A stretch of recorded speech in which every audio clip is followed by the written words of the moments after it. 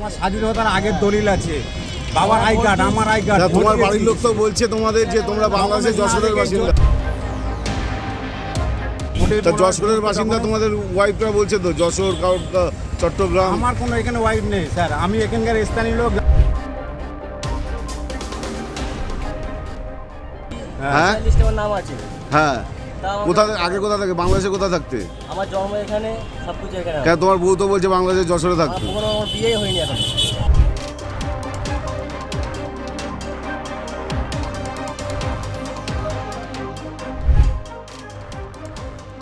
অবৈধভাবে প্রবেশ করে ভারতে বসবাসের অভিযোগে উত্তর 24 পরগনার নিমতা থেকে গ্রেফতার 8 বাংলাদেশি নাগরিক। সেই সঙ্গে গ্রেফতার করা হয়েছে তাদের আশ্রয়দাতা অর্থাৎ বাড়িওয়ালাকেও। শুধু অর্থের বিনিময়ে অবৈধভাবে প্রবেশই নয়, রীতিমতো আধার কার্ড থেকে ব্যাংক অ্যাকাউন্ট সহ বহু নথি তৈরি করে এখানে তারা থাকছিলেন। কিভাবে গ্রেফতার এই বাংলাদেশি নাগরিকরা? সূত্রের খবর, রবিবার নিমতা গোলবাগান অঞ্চলে সন্দেহজনকভাবে এক ব্যক্তিকে ঘোরাঘুরি করতে দেখে নিমতা থানার পুলিশ। জিজ্ঞাসাবাদ করলে তিনি সবকিছু বলে দেন। এরপরেই রাতে নিমতার ফতুল্লাপুর অঞ্চল থেকে তাদের আশ্রয়দাতা ভারতীয় নাগরিক শহীদুল ইসলাম সহ 9 বাংলাদেশি নাগরিককে গ্রেফতার করে নিমতা থানার পুলিশ।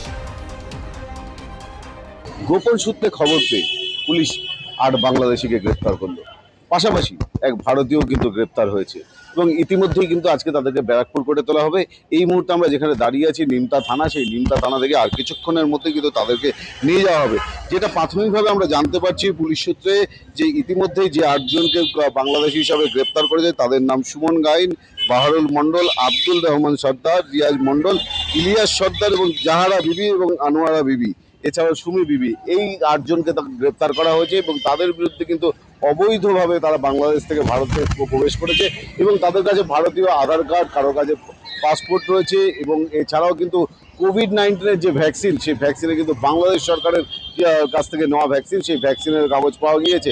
এছাড়াও কিন্তু তাদের কাছে অবৈধভাবে যে সমস্ত কাগজপত্র পাওয়া গিয়েছে সেগুলো কিন্তু পুলিশ খতিয়ে দেখছে এবং আগামী দিনে এই ঘটনার সঙ্গে আরও কেউ বা কারা জড়িত আছে তাদের বিষয়েও কিন্তু খোঁজ খবর নেওয়া হবে। পুলিশ সূত্রে খবর, জিজ্ঞাসাবাদে তারা স্বীকার করেছে বাংলাদেশ থেকে অর্থের বিনিময়ে তারা এই দেশে আসে। এরপরে নিমতা ফতুল্লাপুর অঞ্চলে ভারতীয় নাগরিক শহীদুল্লাহ ইসলামের বাড়িতে থাকতে শুরু করেন। পুলিশ সূত্রে আরও খবর, শহীদুল এদের অর্থের বিনিময়ে এখানে রাখে। ধৃতদের কাছ থেকে ভারতীয় Aadhaar card, PAN card, debit card, এমনকি বার্থ সার্টিফিকেটও উদ্ধার হয়েছে। সেগুলোকে ইতিমধ্যেই বাজেয়াপ্ত করা হয়েছে। শুধু তাই নয়, বাংলাদেশে কোভিড ভ্যাকসিনের সার্টিফিকেটও এই বাংলাদেশি নাগরিকদের থেকে উদ্ধার করা হয়েছে। ধৃত বাংলাদেশি নাগরিকদের নাম সুমন গাইন, বাহারুল মণ্ডল, আব্দুল রহমান সর্দার, রিয়াজ মণ্ডল, ইলিয়াস সর্দার, জাহারা বিবি, আনোয়ারা বিবি, সুমি বিবি। এদের আশ্রয়দাতা হিসেবে ভারতীয় নাগরিক শহীদুল ইসলামকেও গ্রেফতার করা হয়েছে। 9 জনকে গ্রেপ্তার করা হয়েছে নন্দননগর থেকে, তার মধ্যে একজন বাড়িওয়ালা রয়েছে। আর এদের বিরুদ্ধে স্পেসিফিক অভিযোগ রয়েছে, কিছু তথ্য প্রমাণ আমরা পেয়েছি, কিছু কাগজপত্র পেয়েছি, এগুলো সব আমরা তদন্তের মধ্যে রেখেছি। সবাই কি বাংলাদেশি? আমরা পুরোটাই তদন্ত করে দেখছি। যদিও গ্রেফতার হওয়া শহীদুল সহ অন্যান্যদের দাবি তারা ভারতীয়, তবে মুখে ভারতীয় বললেও বিভিন্ন সার্টিফিকেট কিন্তু অন্য কথা বলছে। আমার স্বাধীনতার আগের দলিল আছে, বাবার আই কার্ড, আমার আই কার্ড। তোমার বাড়ির লোক তো বলছে তোমাদের যে তোমরা বাংলাদেশের যশোরের বাসিন্দা। জোর করে আমাদের তো নিয়েছে। যশোরের বাসিন্দা তোমাদের ওয়াইফরা বলছে তো, যশোর চট্টগ্রাম। আমার কোনো এখানে ওয়াইফ নেই স্যার, আমি এখানকার স্থানীয় লোক। লিস্টে নাম আছে। হ্যাঁ, আগে কোথা থেকে, বাংলাদেশে কোথা থাকতে?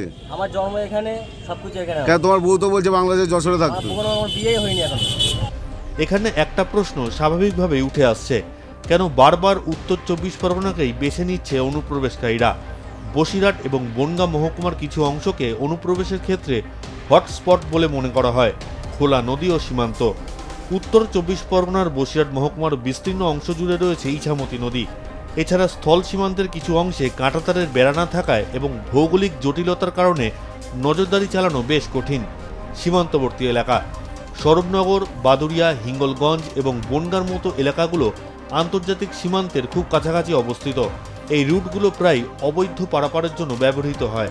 আর উত্তর 24 পরগনা দিয়ে অনুপ্রবেশের বড় কারণ, এই জেলা দিয়ে দ্রুত কলকাতায় চলে এসে ভিড়ে মিশে যাওয়া যায়।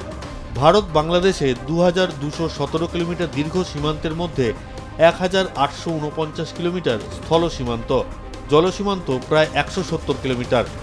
সীমান্তের 800 কিলোমিটার এলাকায় কোনো কাঁটাতার নেই। তারই সুযোগ নিয়ে বাংলাদেশিরা ভারতে প্রবেশ করেন বলেই বিভিন্ন সূত্রে খবর। এই কাঁটাতারহীন এলাকাগুলোতে শীতের ঘন কুয়াশার সুযোগ নিয়েও অনুপ্রবেশের মতো ঘটনা ঘটে। শীতের শুরু থেকেই সীমান্ত এলাকায় সন্ধ্যা নামলে দৃশ্যমানতা কমে আসে। কয়েক ফুট দূরের জিনিসকেও ঘন কুয়াশার কারণে দেখা যায় না। তাছাড়া শীতের শুরুতেও জল সীমান্তের নদীগুলোতেও জলস্তর নামতে থাকে। প্রায় শুকিয়ে যাওয়া নদীপথ পেরিয়ে নদী পাড়ের ঘন জঙ্গলের মধ্যে দিয়েও ভারতে প্রবেশ করেন অনেকে।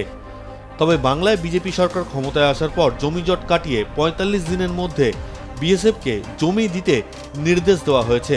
মূলত যে স্থানে কাঁটাতার নেই সেই সব এলাকায় কাঁটাতার বসালে ওপার থেকে ভারতে অনুপ্রবেশ কমবে বলেই মত অনেকের।